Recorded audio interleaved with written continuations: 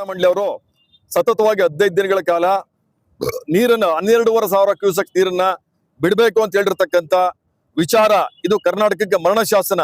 ಈ ವಿಚಾರವನ್ನ ಖಂಡಿಸಿ ಚಾಮರಾಜನಗರದಲ್ಲಿ ಕನ್ನಡಪರ ಸಂಘಟನೆಗಳು ಇವತ್ತು ನಾವು ಮೆರವಣಿಗೆಯನ್ನ ನಡೆಸಿ ರಾಷ್ಟ್ರೀಯ ಹೆದ್ದಾರಿಯನ್ನ ತೆಳೆದು ಏನು ಕರ್ನಾಟಕದ ಈ ಒಂದು ಕಾವೇರಿ ನಿರ್ವಹಣಾ ಮಂಡಳಿ ಕರ್ನಾಟಕದ ಪಾಲಿಗೆ ಸತ್ತೋಗಿದ್ದಾರೆ ಅಂತ ಹೇಳಿ ಅರಿಶಿಣ, ಕುಂಕುಮ, ಕಡಲೆಪುರಿ, ಹೂವು ಅದನ್ನ ಎರಚುವುದರ ಮೂಲಕ ನಾವು ಆಕ್ರೋಶವನ್ನು ವ್ಯಕ್ತಪಡಿಸಿ ಹೋರಾಟವನ್ನ ಮಾಡ್ತಾ ಇದೀವಿ. ಇದು ನಿಜವಾಗ್ಲೂ ಅತ್ಯಂತ ಖಂಡನೀಯವಾದದ್ದು. ನಿರ್ವಹಣಾ ಮಂಡಳಿಯವರು ಒಂದು ದಿನ ಬಂದು ನಮ್ ಜಲಾಶಯಗಳ ಸ್ಥಿತಿಗತಿಗಳು ನೋಡ್ಲಿಲ್ಲ.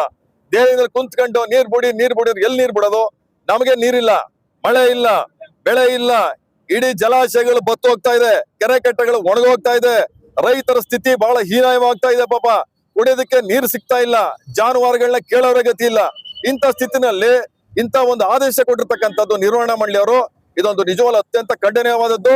ನಾನು ರಾಜ್ಯ ಸರ್ಕಾರಕ್ಕೆ ಸಂದರ್ಭದಲ್ಲಿ ನಾನು ಮನವಿಯನ್ನ ಮಾಡ್ತಾ ಇದ್ದೀನಿ, ತಿಳಿಸ್ತಾ ಇದ್ದೀನಿ.